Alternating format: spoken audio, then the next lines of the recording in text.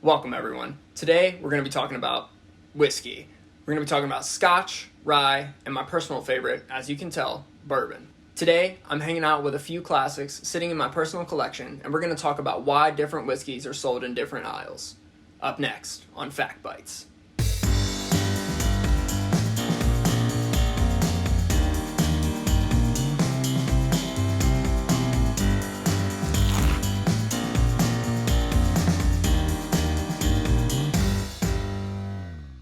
Let's start off by defining whiskey.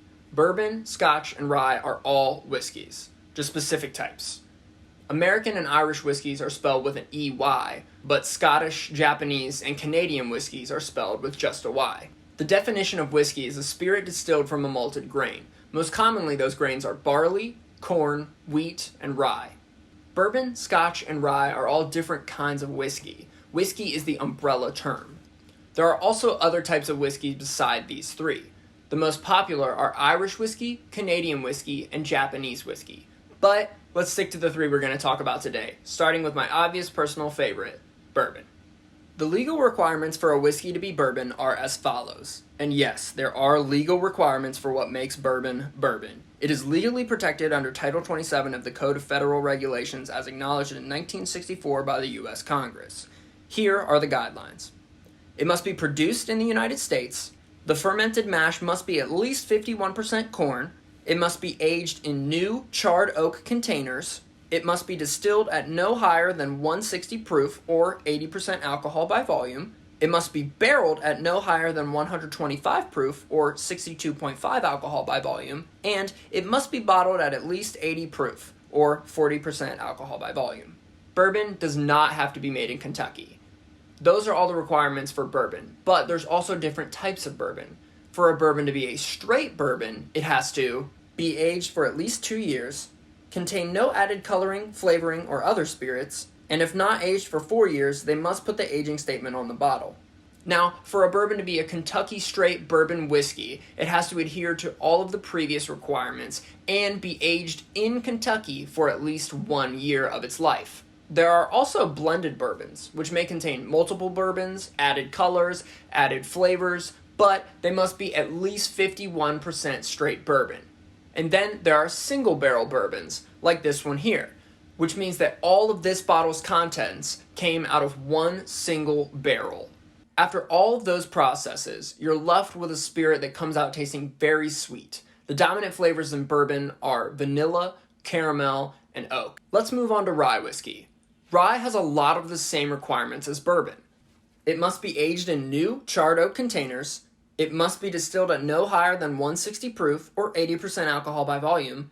It must be barreled at no higher than 125 proof or 62.5% alcohol by volume. And it must be bottled at least 80 proof or 40% alcohol by volume. The difference between bourbon and rye is that rye doesn't have to be made in the United States like bourbon, and its fermented mash must be at least 51% rye, not corn. Rye typically comes out tasting spicier, drier, and having a less intense finish than bourbon. Now for our third and final whiskey of the day, Scotch. The Scotch regulations of 2009 outline the requirements for Scotch. As you may have guessed it, it has to be made at a distillery in Scotland. It has to be made from water and malted barley, though other cereal grains can be added. It has to be fully matured in Scotland in oak casks not larger than 700 liters for at least 3 years.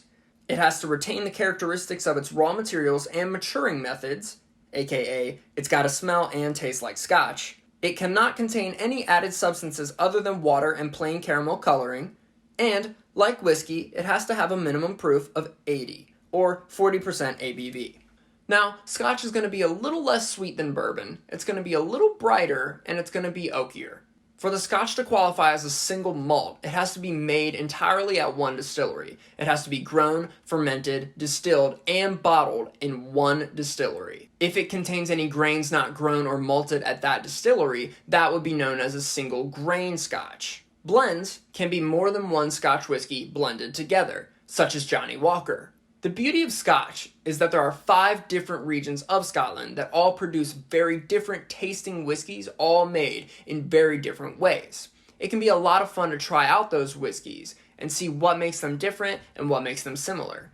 And that's about it. That's everything you need to know about whiskey. Before you know it, you'll be pulling out specific flavors and stockpiling a collection of your own.